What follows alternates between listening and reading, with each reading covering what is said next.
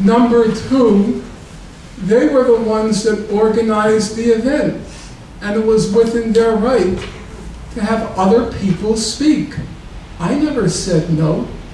Intellectually, I find debates much more stimulating than just listening to myself talk. So I was very happy to have somebody else speak. Last night, when I was on your television, there was a representative from the Jewish community. Did anyone notice me objecting? Was I disrespectful? I was happy to have him on.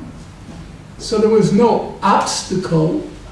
If you thought that I would be one-sided, I don't think, frankly, I am, because I just state what the UN says. Now, maybe you think all 164 nations in the UN are one-sided. And I don't think I do much more than state what the International Court says. And maybe you think all 14, and in the key question, all 15 judges are one-sided. But each to his or her own opinion. If you thought I was one-sided, you could have had another person answer me. That's what rational people do. And I don't think the problem was that I was one-sided.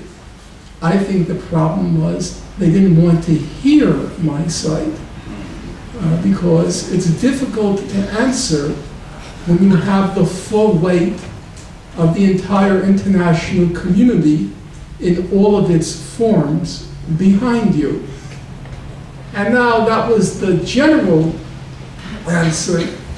The personal answer is, I have to say, if I'm allowed a personal note, I found it deeply offensive.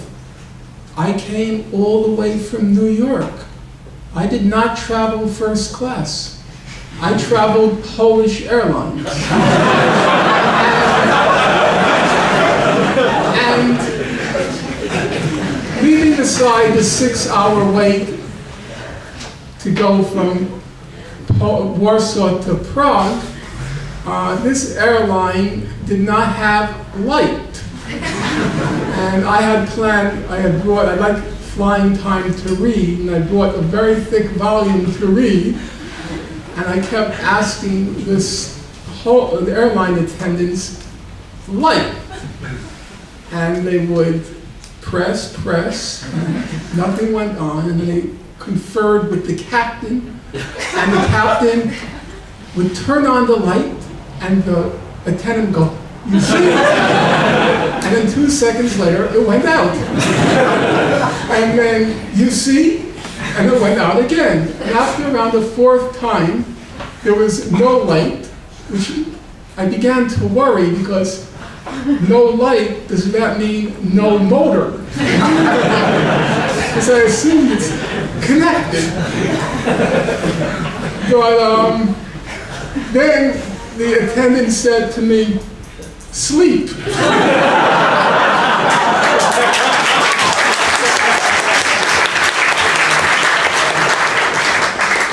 So it's not as if I traveled first class.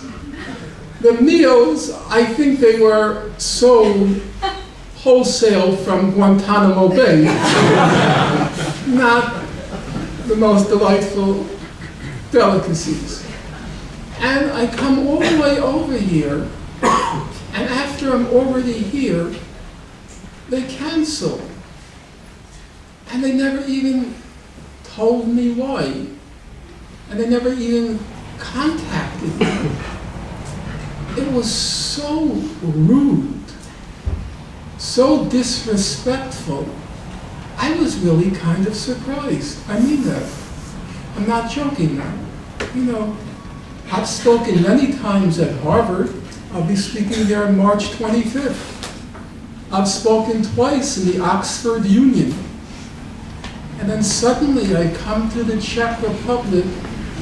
It was a significant distance. It was a 15-hour flight. And you can't, you meaning the entity, cancels it. It was as if you were, you know, the the Czech Academy of Sciences were the Academy of Witches and Ghosts. It was some medieval academy terrifying.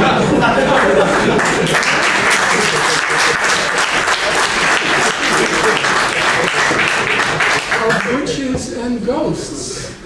It was very peculiar. Many strange things in this book. Yes, this young man.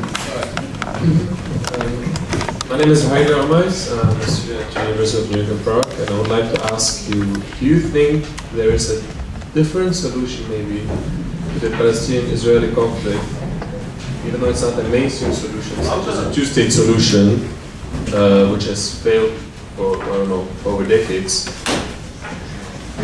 Maybe one-state solution, three-state solution, anything else? The question was whether I think there may be other ways to resolve the conflict, and why do I focus on the two-state settlement? Because I think it's a basic principle of politics that you can't defy international opinion and expect to win. One of the things I learned from reading Gandhi was Gandhi says, when it comes to politics, you don't try to change public opinion. What you try to do is to get public opinion to act on what it already knows is wrong.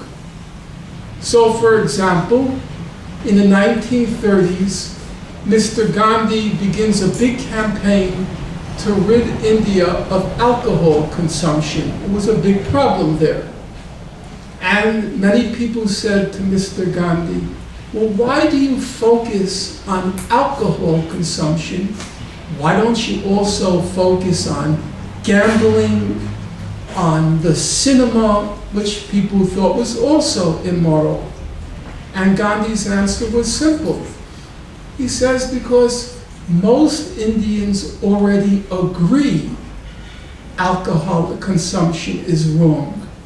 And therefore, there's a political possibility on getting them to act on their beliefs because the belief is already there. He says the other things, they don't agree yet. And so with that in mind, my view is there is already agreement